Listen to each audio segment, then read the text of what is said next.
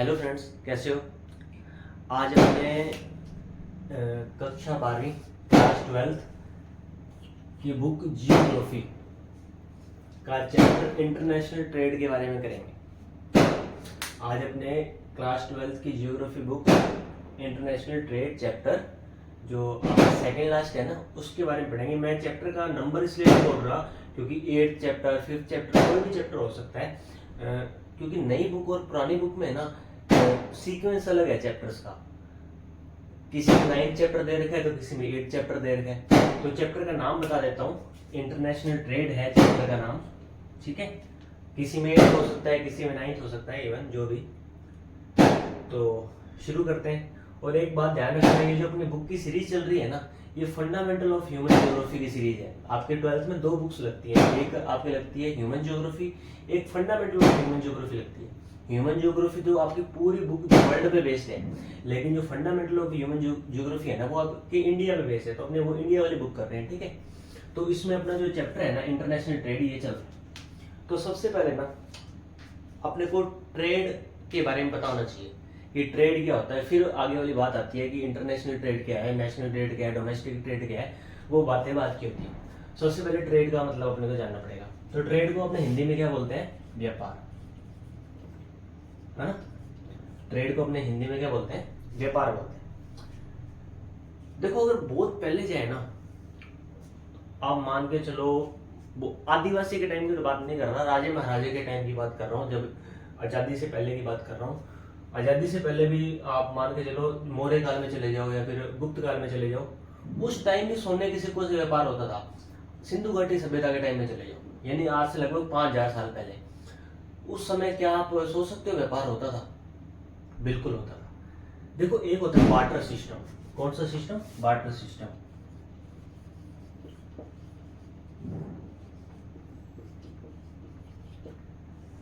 देखो, व्यापार अपने 2 तरीके से कर सकते हैं। जैसे मेरे हाथ में क्या है? मार्कर। अगर किसी को ये मार्कर चाहिए, मैं उसे वो मार्कर दे दूं, बदले में जो चीज मेरे को चाहिए वो चीज वो मुझे दे दे, तो ये जो हो गया ना, ये वस्तु विनिमय हो गया, जिसे इंग्लिश में क्या बोलते हैं? Barter system. यानी जो उसकी जरूरत है मैंने उसको प्रोवाइड कर दी, जो मेरे को चाहिए उसने मेरे को प्रोवाइड कर दिया। हमने दोनों ने एक लेन देन किया, उसका भी एक मुनाफा यानी बेनिफिट हुआ, मेरा भी एक मुनाफा यानी बेनिफिट हुआ। हम दोनों की जरूरतें पूरी हो गई, हमने व्यापार कर लिया। ये कौन सा व्यापार है? वस्तु विनिमय, या फिर अपने इसको क्या बोलेंगे? Barter system. ये तो हो गई बहुत ज्यादा पुरानी बात, ठीक है। आज के टाइम में क्या है? आज के टाइम में बार्टर सिस्टम नहीं चलता। बार्टर सिस्टम क्यों नहीं चलता, इस पे भी मैं आऊंगा। लेकिन आज के टाइम में क्या होता है? आज के टाइम में एक करेंसी जिसकी कोई वैल्यू होती है वो चलती है, जिसके बदले में हम वस्तु खरीदते हैं और बेचते हैं। इसे भी कहीं ना कहीं व्यापार कह देते हैं। व्यापार बेसिकली किया क्यों जाता है? ट्रेड बेसिकली किया क्यों जाता है? हमारी जरूरतों को पूरा करने के लिए। आप, मैं या कोई और, सबकी कुछ ना कुछ जरूरतें होती हैं। कुछ भी जरूरतें, उस जरूरतों को पूरा करने के लिए जो क्रिया की जाती है उसे हम व्यापार कहते हैं, जिसमें दोनों का मुनाफा होता है। मेरी जरूरत पूरी हो जाएगी, अगले को पैसे मिल जाएंगे, मेरा भी मुनाफा उसका भी मुनाफा। तो हमने ये क्या किया? व्यापार किया, यानी उसको भी कुछ लाभ हुआ, मेरे को भी कुछ लाभ हुआ, हमारे बीच में क्या हुआ? व्यापार हुआ, ठीक है। बात रही बार्टर सिस्टम की।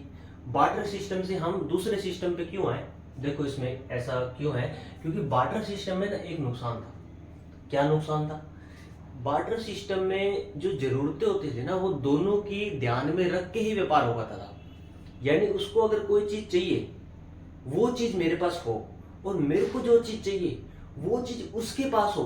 जब ये दोनों बातें फिट बैठेंगी ना, तभी व्यापार संभव हो पाता था, तभी ट्रेड पॉसिबल हो पाता था। अन्यथा अदरवाइज ट्रेड होता ही नहीं था।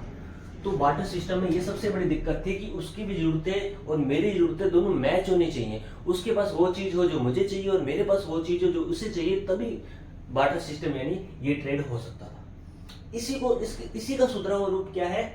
सिंपल ट्रेड, जो आज के टाइम में चलता है, जो करेंसी ट्रेड अपने जिसको बोल सकते हैं, ठीक है।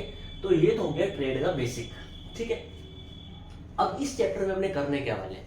इस चैप्टर का नाम है इंटरनेशनल ट्रेड। कौन सा ट्रेड? इंटरनेशनल ट्रेड, ठीक है। इंटरनेशनल से क्या समझते हो? सबसे पहले अपने को पता होना चाहिए 3 वर्ड होते हैं। एक वर्ड होता है डोमेस्टिक, एक वर्ड होता है नेशनल और एक वर्ड होता है इंटरनेशनल। आपने जीडीपी के बारे में सुना होगा। जीडीपी की फुल फॉर्म क्या होती है? Gross domestic product. डोमेस्टिक का वहां क्या अर्थ होता है? हिंदी में क्या होता है? जीडीपी, सकल घरेलू उत्पाद होता है ना। यानी डोमेस्टिक का मतलब क्या हुआ? घरेलू। डोमेस्टिक का मतलब क्या हुआ? घरेलू। डोमेस्टिक का मतलब क्या हुआ? घरेलू। ठीक है। देखो जैसे क्रिकेट में डोमेस्टिक सीरीज चलती है, बॉर्डर गावस्कर ट्रॉफी वगैरह ना, तो डोमेस्टिक का मतलब घरेलू होता है। नेशनल का मतलब क्या होता है? राष्ट्रीय होता है। और इंटरनेशनल का मतलब क्या होता है? अंतरराष्ट्रीय होता है। तो इस चैप्टर में हम जो भी ट्रेड करने वाले हैं वो इंटरनेशनल वाला ट्रेड अपने पढ़ने वाले हैं। ठीक है। यानी एक कंट्री दूसरे कंट्री से किस प्रकार का व्यापार या ट्रेड करती है उसके बारे में अपने इस चैप्टर में पढ़ने वाले। ठीक है। देखो ट्रेड जो होता है ना, ट्रेड के अंदर 3 मेजर पोर्शन होते हैं। एक होता है वॉल्यूम, एक होता है कॉम्पोजिशन और एक होता है डायरेक्शन। ट्रेड के अंदर 3 जो होते हैं ना मेजर चीजें होती हैं। एक होता है वॉल्यूम। वॉल्यूम किसे बोलेंगे? अपने आयतन को बोल सके, या फिर अपने हिंदी में इसको बोले तो मात्रा को बोल देंगे, क्वांटिटी को बोल देंगे, है ना। मात्रा, क्वांटिटी, ये तो हो गया वॉल्यूम। कॉम्पोजिशन, कॉम्पोजिशन क्या हुआ? संगठन को बोल देंगे। जो संगठन होता है ना उसे क्या बोलेंगे? यानी कोई चीज कितनी परसेंट है इसे बोलते हैं कॉम्पोजिशन, उसका संगठन क्या है। और तीसरा चीज आता है डायरेक्शन, यानी दिशा। ठीक है। एक ट्रेड में 3 चीजें होती है, वॉल्यूम, कॉम्पोजिशन एंड डायरेक्शन। तो सबसे पहले हम सीक्वेंस वाइज चलेंगे। वॉल्यूम पे आते हैं सबसे पहले कि वॉल्यूम क्या चीज। देखो वॉल्यूम है ना, वॉल्यूम का मतलब अपने क्वांटिटी से ले सकते हैं। जैसे मेरे हाथ में मार्कर है, इस मार्कर, कितने मार्कर मैं इंपोर्ट करने वाला हूं। इंपोर्ट चलो मैं आपको आगे बढ़ाऊंगा, इंपोर्ट एक्सपोर्ट क्या होता है। ये मार्कर है मेरे हाथ में, मैं कितने मार्कर खरीदने वाला हूं या कितने मार्कर बेचने वाला हूं। तो ये मार्कर की जो मात्रा है, जो क्वांटिटी है ना, उसे अपने क्या बोल देंगे? वॉल्यूम बोल देंगे। उसके बाद आता है क्या? कॉम्पोजिशन, संगठन। मेरे पास मार्कर भी है, मेरे पास बुक्स भी है, मेरे पास पेन है, मेरे पास रबड़, कटर, इरेजर, बैग, वो चीजें। तो कौन सी चीज कितना परसेंट है? मेरे पास बैग कितने परसेंट है? सब चीजों का।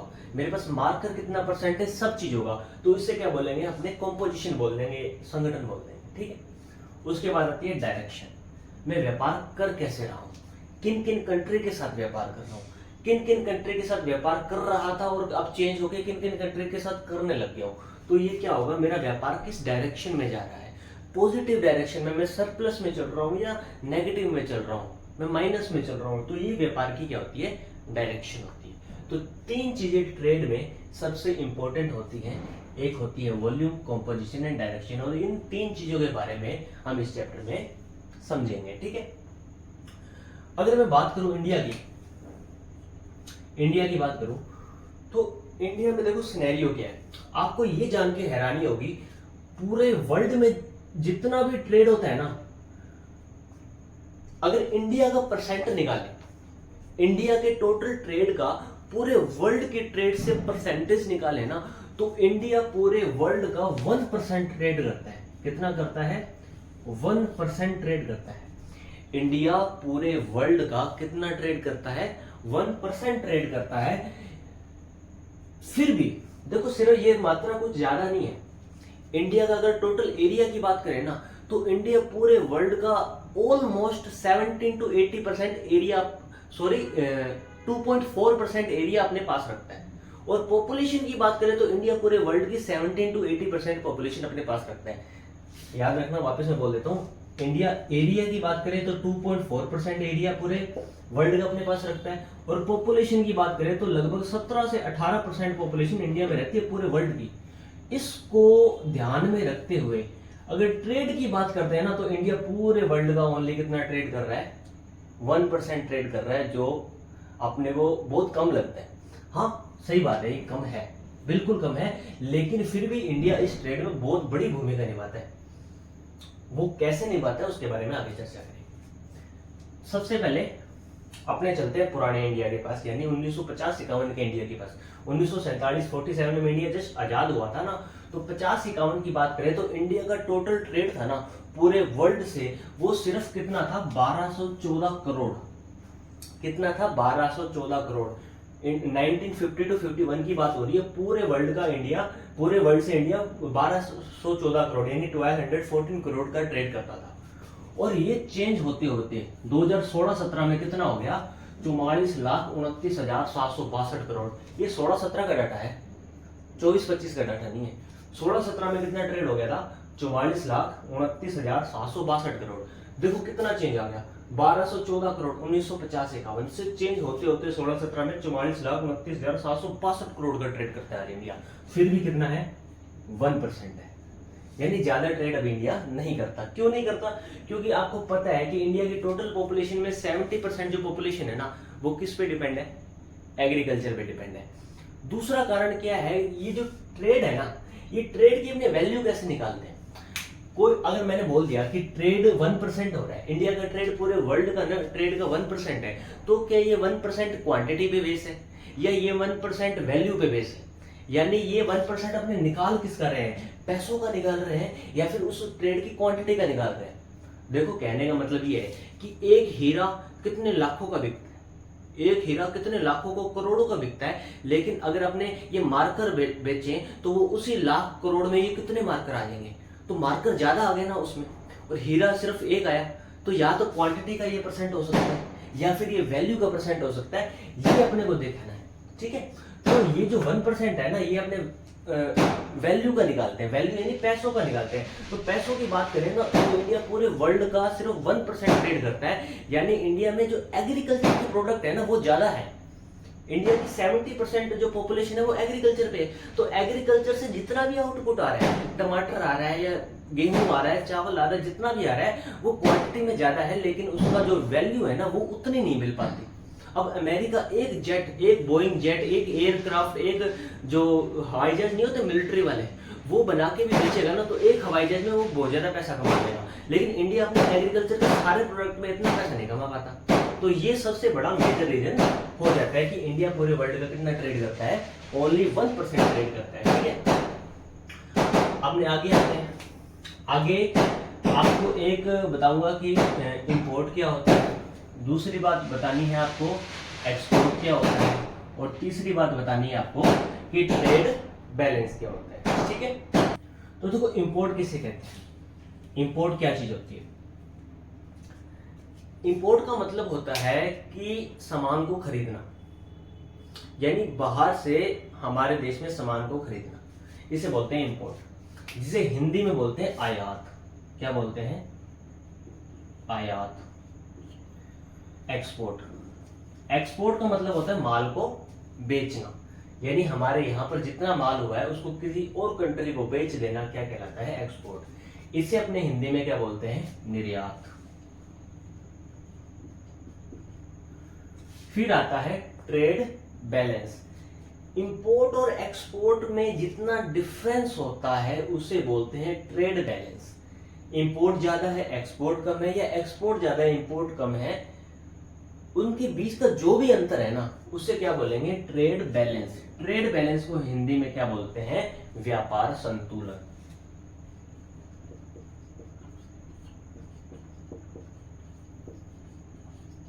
ट्रेड बैलेंस को हिंदी में क्या बोलते हैं, व्यापार संतुलन। सबसे पहले अपने आते हैं आयात पे यानी इंपोर्ट पे।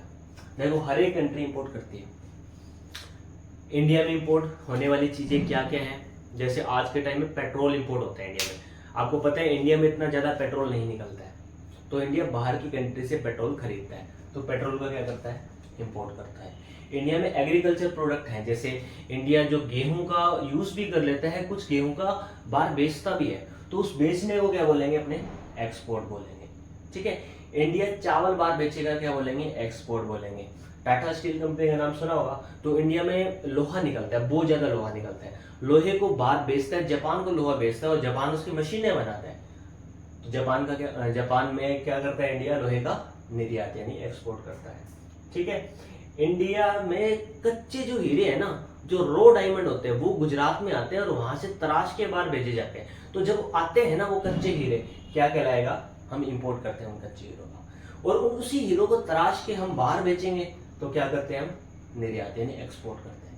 ठीक है, तो इंपोर्ट का बेसिकली मतलब क्या होता है, चीजों को खरीदना यानी बाहर से चीजें मंगाना। हम देखो इंपोर्ट में क्या होगा, हम पैसे देंगे दूसरी कंट्री को, वो हम पैसे देके वो चीज अपने खरीद लेंगे। जैसे आप कहीं से कुरकुरे का पैकेट ले जाते हो, 10 रुपए देते हो, कुरकुरे ले आते हो, तो आपने कुरकुरे का क्या कर लिया, इंपोर्ट कर लिया।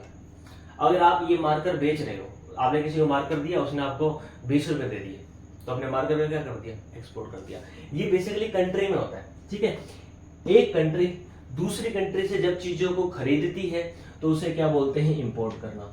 एक कंट्री कुछ चीजें दूसरी कंट्री को बेचती है तो उसे क्या बोलते हैं, निर्यात यानी एक्सपोर्ट करना। ठीक है, देखो इंपोर्ट का किसी कंट्री पे क्या इफेक्ट पड़ता है, ये सबसे जरूरी बात। एक्सपोर्ट का किसी कंट्री पे क्या इफेक्ट पड़ता है, दूसरी सबसे जरूरी बात। देखो क्या होता है, किसी कंट्री का इंपोर्ट जितना ज्यादा होगा, किसी कंट्री का इंपोर्ट जितना ज्यादा होगा, वो कंट्री ट्रेड बैलेंस में उतना नेगेटिव हो जाएगी। नेगेटिव कैसे हो जाएगी, देखो जो इनका रिलेशन होता है ना, ट्रेड बैलेंस, एक्सपोर्ट और इंपोर्ट का रिलेशन क्या होता है।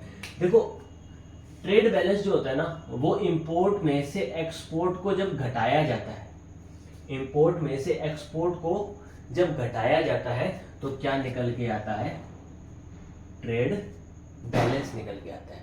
यानी हम जितनी चीजें खरीदते हैं उसकी वैल्यू और जितनी चीजें बेचते हैं उसकी वैल्यू, दोनों की वैल्यू में जो अंतर होगा वो क्या होगा, व्यापार संतुलन यानी ट्रेड बैलेंस होगा।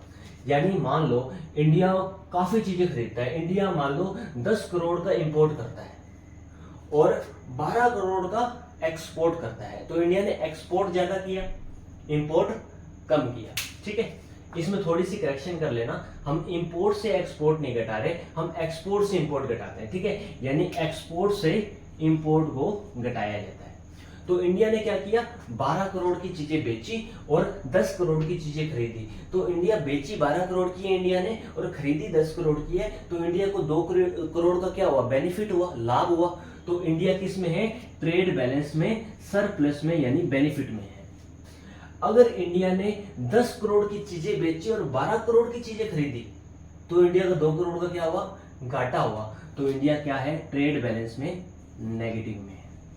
यानी जब किसी कंट्री का इंपोर्ट ज्यादा होता है तो ट्रेड बैलेंस में वो कंट्री कहां जाती है, यानी चीजें खरीदती ज्यादा है तो वो नेगेटिव में जाएगी, और चीजें बेचेगी ज्यादा तो वो किस में जाएगी, पॉजिटिव में जाएगी।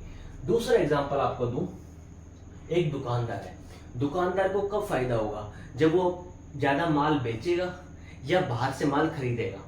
तो जाहिर सी बात है, जब वो ज्यादा माल बेचेगा तभी तो उसके पास पैसा आएगा ना।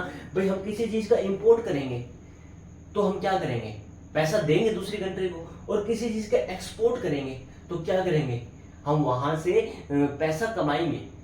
अगर एक्सपोर्ट किया, मान लो हमारे पास बहुत ज्यादा गेहूं हो गया, हमने गेहूं बेचा तो गेहूं के बदले में अपने को क्या मिला, पैसा मिला ना, तो हमारी कमाई हो गई।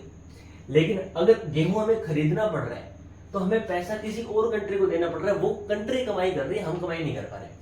तो हमेशा इंपोर्ट ज्यादा होने से कोई भी कंट्री नेगेटिवली इफेक्ट होती है, और एक्सपोर्ट ज्यादा होने से कोई भी कंट्री पॉजिटिवली इफेक्ट होती है। यानी किसी भी कंट्री के लिए एक्सपोर्ट ज्यादा होना अच्छी बात है और किसी भी कंट्री के लिए इंपोर्ट ज्यादा होना बुरी बात होती है। यानी तभी सारी कंट्रियां एक्सपोर्ट बढ़ाने का ट्राई करती हैं और इंपोर्ट घटाने का ट्राई करती है, ताकि वो कहां रहे, ट्रेड बैलेंस में पॉजिटिव में रहे। ठीक है, तो आई होप आप समझे होंगे इंपोर्ट क्या होता है, चीजों को आयात करना, एक्सपोर्ट क्या होता है, चीजों को निर्यात करना, और ट्रेड बैलेंस क्या होता है, एक्सपोर्ट माइनस इंपोर्ट को ट्रेड बैलेंस कहते हैं, यानी व्यापार संतुलन कहते हैं। ये संतुलन तब बिगड़ता है जब एक्सपोर्ट या इंपोर्ट में से कोई भी एक चीज बहुत ज्यादा या बहुत कम हो जाती है। ठीक है, तो कोई भी कंट्री हमेशा ट्रेड बैलेंस को बना के रखती है। एक चीज मैं आपको और बताऊं जो बहुत इंपॉर्टेंट चीज है, कि कोई भी कंट्री ना किसी एक कंट्री पे डिपेंड नहीं होना चाहती। अगर कोई कंट्री किसी एक चीज पे डिपेंड हो गई ना, तो जिस कंट्री पे वो डिपेंड है वो कंट्री डगमगाई तो जो कंट्री डिपेंड है वो भी डगमगाएगी। कहने का मतलब देखो, आज के टाइम में इंडिया अगर सारा का सारा माल अमेरिका से खरीदेगा, किसी और कंट्री से ट्रेड ही नहीं करेगा, तो अगर अमेरिका कहीं डूब गया तो इंडिया को ले डूबेगा। लेकिन अगर इंडिया थोड़ा समझदारी से चले, सिर्फ अमेरिका से व्यापार ना करे और 100 कंट्री से और व्यापार करे, अमेरिका 101वीं कंट्री हो तो अमेरिका जितना मर्जी डूब जाए, मर मिट जाए, इंडिया पे फर्क नहीं आने वाला, क्योंकि इंडिया 100 कंट्री से और व्यापार कर रहा है, तो इंडिया की जरूरतें पूरी हो रही है। तो इसलिए भी हमेशा इंपोर्ट एक्सपोर्ट ना डाइवर्सिफाई किया जाता है। ट्रेड बैलेंस तब ज्यादा अच्छा होता है जब वो पूरा डाइवर्सिफाई होता है, यानी इंपोर्ट एक्सपोर्ट अलग अलग कंट्री से हो रहा है, किसी एक कंट्री से नहीं हो रहा। तो ये बहुत ही जरूरी बात होती है, ठीक है। इसके बारे में आगे चैप्टर में और पढ़ेंगे अपने, ठीक है। उसके बाद बात आती है कॉम्पोजिशन ऑफ इंडियाज एक्सपोर्ट। थोड़ी एक्सपोर्ट के बारे में और चर्चा कर लेते हैं, ठीक है। कॉम्पोजिशन, कॉम्पोजिशन का मतलब क्या हुआ, मैंने आपको बताया था, वॉल्यूम, मात्रा को बोलते हैं। कॉम्पोजिशन संगठन, यानी कितने चीजें कितना परसेंट है उसको बोलते हैं। डायरेक्शन, दिशा को बोलते हैं, डायरेक्शन को बोलते हैं, ठीक है। तो कॉम्पोजिशन यानी संगठन की बात कर रहा हूं, इंडिया की किसकी, एक्सपोर्ट की, यानी निर्यात की। इंडिया कितनी चीजें बाहर एक्सपोर्ट करता है उसकी अपने चर्चा करते हैं, ठीक है। यानी इंडिया कौन कौन सी चीजें बाहर की साइड बेचता है, यानी इंडिया में जो चीजें ज्यादा होती है और इंडिया दूसरी कंट्रीज को बेचता है उसकी बात करते हैं।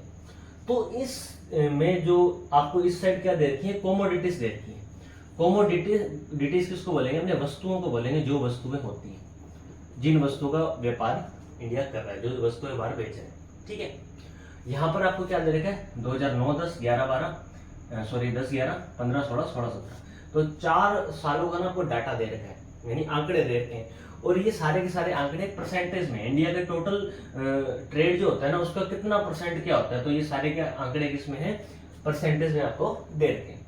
तो सबसे पहले अपने बात करते हैं एग्रीकल्चर प्रोडक्ट्स की, है ना, यानी जो कृषि यानी खेती से संबंधित जो वस्तुएं होती हैं उसकी बात करते हैं। तो इसकी अगर बात करें तो 2009-10 में जो खेती से संबंधित यानी एग्रीकल्चर प्रोडक्ट्स है ना, वो टोटल जो एक्सपोर्ट था, यानी 100% अगर एक्सपोर्ट है ना तो इसका 10% थे। 10-11 में 9.9%, 15-16 में 12.6% और 16-17 में 12.3%। कहने का मतलब ये हुआ जो एग्रीकल्चर प्रोडक्ट्स इंडिया बेचता है ना, जो बेचता है वो 9-10 में टोटल एक्सपोर्ट का 10% थी और आज के टाइम में 12.3% है। यानी जितने एग्रीकल्चर प्रोडक्ट्स बाहर बेचे जा रहे हैं उसमें हल्की सी बढ़ोतरी हुई है, ज्यादा बढ़ोतरी नहीं हुई। पहले 10% थी टोटल एक्सपोर्ट का और अब कितना है, 12.3% है, 12 से 13 मान लो, ठीक है। यानी जितनी चीजें हम बाहर बेचते हैं ना उसमें से इतना हिस्सा 12.3% का हिस्सा आज एग्रीकल्चर प्रोडक्ट्स का है। अगर हमने 100% हम कुछ चीजें बेच रहे हैं ना तो उसमें 12.3% क्या होती है आज के टाइम में, एग्रीकल्चर प्रोडक्ट्स होते हैं, है ना। तो ये हिस्सा इसका है ना थोड़ा सा बड़ा है, ठीक है। उसके बाद आता है ore and minerals. Ore and minerals क्या होते हैं, ये जो खनिज होते हैं ना, खनिज और अयस्क, और बोलते हैं अयस्क को, मिनरल्स बोलते हैं खनिज को। तो और मिनरल्स जो है ना इसका परसेंटेज देखो तो टोटल जो एक्सपोर्ट में ये पहले लगभग 5% थे, फिर 4% हुए, फिर 1.6% हुए, अब 1.9% है। तो ये कहीं ना कहीं कम हुए, यानी हम जो खनिजों को बेच रहे हैं ना आज के टाइम में कम बेच रहे हैं। इसका भी कारण है तो इंडिया की पॉपुलेशन बढ़ रही है ना। देखो एग्रीकल्चर प्रोडक्ट्स पे आप कह सकते हो सर यहाँ पर भी तो पॉपुलेशन बढ़ी है, तो एग्रीकल्चर प्रोडक्ट्स का अपने एक्सपोर्ट ज्यादा क्यों कर रहे हैं, मतलब हल्का सा बढ़ा क्यों है, पॉपुलेशन बढ़ी है तो उसका कंजप्शन बढ़ना चाहिए, लोग ज्यादा खाएंगे, हमें 140 करोड़ की आबादी होगी। तो देखो भैया ग्रीन रेवोल्यूशन आने के बाद जब हरित क्रांति आई थी ना 1970 में, तो इसका प्रोडक्शन बहुत ज्यादा हो गया था, तो हमारी जरूरतें पूरी हो जाती है और हम कुछ बेच देते हैं, ज्यादा फर्क नहीं है, हल्का फर्क है। लेकिन अगर खनिजों की बात करें, मिनरल्स की बात करें, तो मिनरल्स तो देखो इस ग्रीन रेवोल्यूशन में कोई फर्क नहीं पड़ेगा, मिनरल्स जितने हैं उतने ही रहेंगे। तो पॉपुलेशन बढ़ी है, इसके कारण क्या हुआ है, इसकी जो मात्रा है घटी है टोटल एक्सपोर्ट पे, ठीक है। फिर अपने बात करें किसकी, मैन्युफैक्चर गुड्स की बात करते हैं, यानी ऐसी चीजें जो फैक्ट्रियों में बनाई जाती है, मैन्युफैक्चर की जाती है, विनिर्मित की जाती है, उसे बोलते हैं मैन्युफैक्चर गुड या फिर विनिर्मित वस्तुएं, ठीक है। तो इसका जो हिस्सा है ना, सबसे पहले देखो टोटल एक्सपोर्ट में सबसे ज्यादा हिस्सा किसका है, मैन्युफैक्चर गुड, यानी जो वस्तुएं किसी फैक्ट्री में बनाई जाती है ना उसका हिस्सा सबसे ज्यादा है कहां पे, टोटल एक्सपोर्ट में। यानी बाकी चीजें देखो 10%, 4%, 16, 1.5, 11.9, 1.6, लेकिन इसका परसेंटेज देखो आप, इसका परसेंटेज देखो, इसका परसेंटेज देखो, 67.4, 68, 72.9, 73.6, इसका इतना ज्यादा परसेंट है। क्यों? क्योंकि ये एक्सपोर्ट में ज्यादा भूमिका अदा करते हैं। ठीक है, ये कौन सा सेक्टर है? ये द्वितीय सेक्टर है, यानी सेकेंडरी सेक्टर है। इसमें देखो क्या है, 2009-10 में ये 67.4% था, और फिर 68.0 हो गया, फिर 72.9 हो गया, अब 73 पॉइंट कितना है, 6% है। यानी ये सेक्टर जो है ना, ये बड़ा है, काफी बढ़ गया, 4-5%, उससे भी ज्यादा ही बढ़ गया ये। तो मैन्युफैक्चर गुड्स का जो एक्सपोर्ट में हिस्सा है वो क्या है, बड़ा है। उसके बाद पेट्रोल की बात करते हैं। आज के टाइम में आपको पता है पेट्रोल कितना जरूरी है। देखो, क्रूड और पेट्रोल में क्या फर्क होता है? क्रूड कच्चा पेट्रोल होता है, क्रूड को जब छान लेते हैं ना, उससे डीजल, पेट्रोल और एलपीजी अलग कर लेते हैं, तो एक हिस्सा पेट्रोल निकलता है। ठीक है, तो क्रूड और पेट्रोल का हिस्सा एक्सपोर्ट में क्या हुआ है, घटा है, कहीं ना कहीं ये घटा है। क्यों घटा है? आपको पता है इंडिया में पेट्रोल तो निकलता नहीं है। एक असम की डिगबोई, मुंबई हाई, यहीं पर पेट्रोल निकलता है। थोड़ा बहुत साउथ इंडिया में है, एक नदी है उसकी बेसिन में, और कहीं भी इंडिया में ज्यादा पेट्रोल नहीं निकलता है। इस कारण से इंडिया में जो एक्सपोर्ट होता है ना, इंडिया की पॉपुलेशन बढ़ रही है, साधन बढ़ रहे हैं, तो हमें पेट्रोल चाहिए, हम बाहर से पेट्रोल खरीदते हैं, तो बहुत ही कम हम पेट्रोल बाहर बेचते हैं। ठीक है, फिर कोई कहेगा तो सर हमें पेट्रोल चाहिए होता है, फिर हम बेचते क्यों है, हम यहाँ पर बेचे ही ना। तो ये भी हिस्सा क्यों है एक्सपोर्ट में? देखो, पेट्रोल का फर्क होता है ना, क्रूड आ जाता है इसमें थोड़ा सा, तो पेट्रोल का भी फर्क होता है। हमें जो पेट्रोल चाहिए होता है वो पेट्रोल यहाँ नहीं निकलता हो, उसकी क्वालिटी अच्छी ना हो, तो इस कारण से ये थोड़ा हिस्सा यहाँ पे आ जाता है। अदर प्रोडक्ट्स की बात ये यहाँ पे हो जाती है, इसमें बहुत सारे प्रोडक्ट्स आए थे, तो इसका हिस्सा कहीं ना कहीं घटा है। तो आप समझ के होंगे, इंडिया जो जितनी भी चीजें बेचता है ना, उसका मतलब संगठन, कॉम्पोजिशन ही है। कॉम्पोजिशन का मतलब क्या है कि कोई चीज कितना परसेंट है। तो इस पूरे चार्ट से आपको क्या पता चलता है, इंडिया में एग्रीकल्चर प्रोडक्ट्स का क्या परसेंटेज रहता है किसमें, एक्सपोर्ट में। ओर एंड मिनरल्स का क्या परसेंटेज रहता है किसमें, एक्सपोर्ट में। मैन्युफैक्चर्ड गुड्स का क्या परसेंटेज रहता है किसमें, एक्सपोर्ट्स में।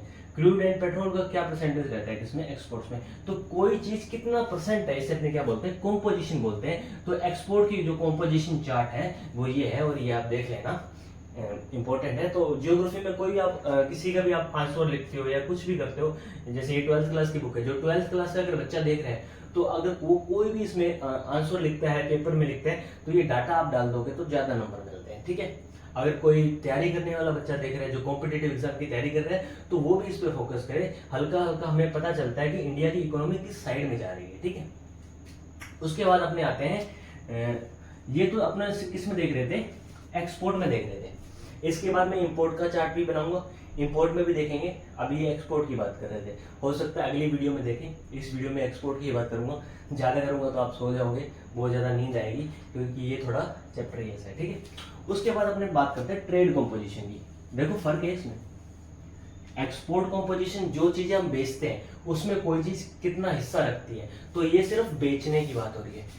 ट्रेड में दोनों चीजें आ जाती हैं, इंपोर्ट और एक्सपोर्ट दोनों चीजें आती हैं। तो अपने ट्रेड की बात करेंगे ना, इसके जो कोई चीज कितना घटी है बढ़ी है वो अलग चीज है, इसकी अलग चीज है। जैसे एग्रीकल्चर देख लो, एग्रीकल्चर में ये हिस्सा 10 था, थोड़ा सा बढ़ के 12.3 हो गया ना, लेकिन टोटल ट्रेड में ये घटा है।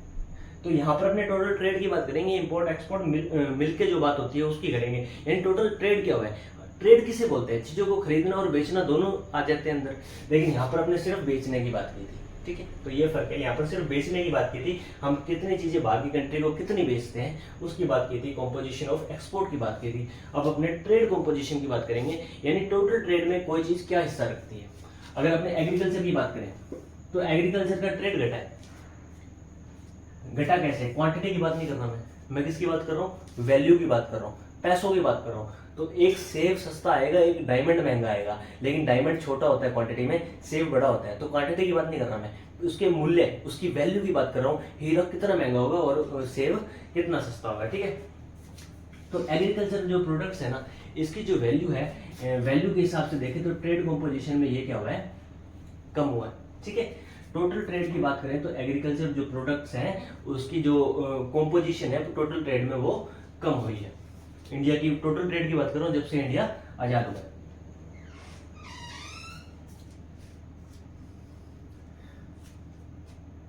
और उसके बाद जो पेट्रोल है, पेट्रोल की अगर कंपोजिशन की बात करें, ये पेट्रोल का जो हम ट्रेड कर रहे हैं वो बड़ा है कहीं ना कहीं। आपको पता है पहले सीधी सी बात लगा लो कि पहले के टाइम में इतने व्हीकल्स नहीं थे, साइकिलों पे लोग जाते थे तो पेट्रोल की जरूरत नहीं होती थी। आज के टाइम में इतने व्हीकल्स हैं तो कहीं ना कहीं ट्रेड बढ़ेगा, कहीं ना कहीं ट्रेड बढ़ेगा। लेकिन यहाँ पर देखो अपने यहाँ पर घटा है ना, क्योंकि एक्सपोर्ट की बात हो रही थी, यहाँ पर टोटल ट्रेड की बात कर रहे हैं, तो ये पेट्रोल का हिस्सा ट्रेड में बढ़ा है। जो मिनरल्स है वो कहीं ना कहीं कांस्टेंट है, ना बढ़े हैं ना घटे हैं, लगभग बराबर है। और ट्रेडिशनल आइटम जो परंपरागत वस्तु है ना, उसका ट्रेड में हिस्सा घटा है।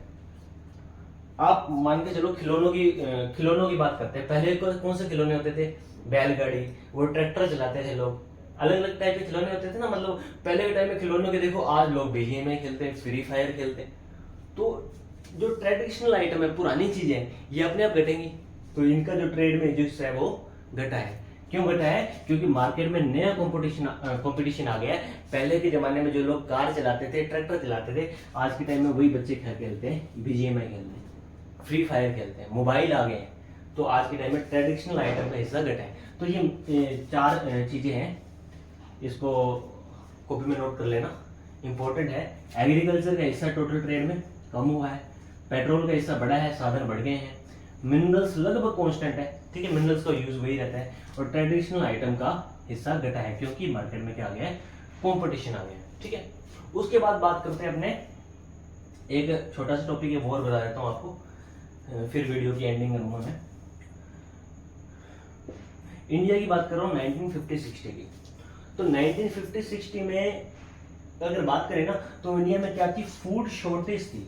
फूड शॉर्टेज का मतलब यानी पहले के टाइम में 1950-60 के टाइम में इंडिया जो खेती करता था ना, इंडिया के लोग जो खेती करते थे, उन खेती में इतनी उपज नहीं होती थी। क्यों नहीं होती थी? हमारे पास बीज इतने अच्छे नहीं थे, और जो क्वालिटी थी वो बीजों की इतनी अच्छी नहीं थी। दूसरा, जो खेती के लिए जरूरी चीजें होती हैं जैसे ट्रैक्टर वगैरह, वो इतने अच्छे नहीं थे, बैलों से खेती होती थी। बहुत कारण थे, इसके कारण से हमारे क्या थी? फूड शॉर्टेज थी। बीच में एक अकाल भी पड़ा था जब हमारे पास खाने के लिए गेहूं नहीं था, तो हम गेहूं बाहर से आयात करते थे। बाहर से हम क्या करते थे? हम आयात का मतलब क्या बताया था मैंने आपको? इंपोर्ट बताया था। तो हम इंपोर्ट करते थे बाहर से गेहूं, यानी हम अमेरिका को पैसे देते थे, वहां से गेहूं खरीदते थे, और वहां से गेहूं बहुत खराब भी आता था।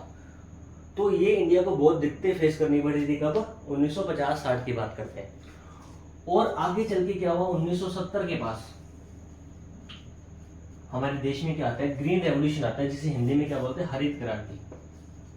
आपने सुना होगा, क्या बोलते हैं अपने?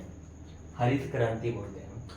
तो 1970 में इंडिया में क्या आती है? हरित क्रांति आती है, यानी ग्रीन रेवोल्यूशन आता है। ग्रीन रेवोल्यूशन में HYV सीड्स, HYV बोलते हैं हाई यील्ड वैरायटी, यानी अधिक उपज वाले बीज, HYV सीड्स। HYV सीड्स अपने बाहर की कंट्रीज से लेके आते हैं, मैक्सिको वगैरह से HYV सीड्स लेके आते हैं। ये सीड्स जो ये बीज थे ना, ये ऐसे बीज थे जो पहले वाले बीज थे उससे ज्यादा ये उपज देते थे। यानी उन बीजों से अगर खेती करें और इन बीजों से खेती करें तो इन बीजों से दुगनी तिगुनी फसल होती थी। तो हम HYV सीड्स ले आए। अब ये सीड्स ले आए तो इससे हमारे फसल की जो उपज थी ना, जो हम एक किले में पहले 1 बोरी अगर गेहूं उगा रहे हैं ना, तो अब वो 5 बोरियां हो रही थी। तो हमारी उपज लगभग 2, 3, 5 गुना बढ़ गई। अलग अलग राज्यों का अलग अलग हिसाब था। पंजाब हरियाणा में ज्यादा बढ़ी, कईयों में कम बढ़ी। जहाँ पर अमीर किसान थे वहां उन्होंने ज्यादा जल्दी बढ़ा ली, जहाँ पर गरीब किसान थे वहां उन्होंने थोड़ी कम बढ़ाई।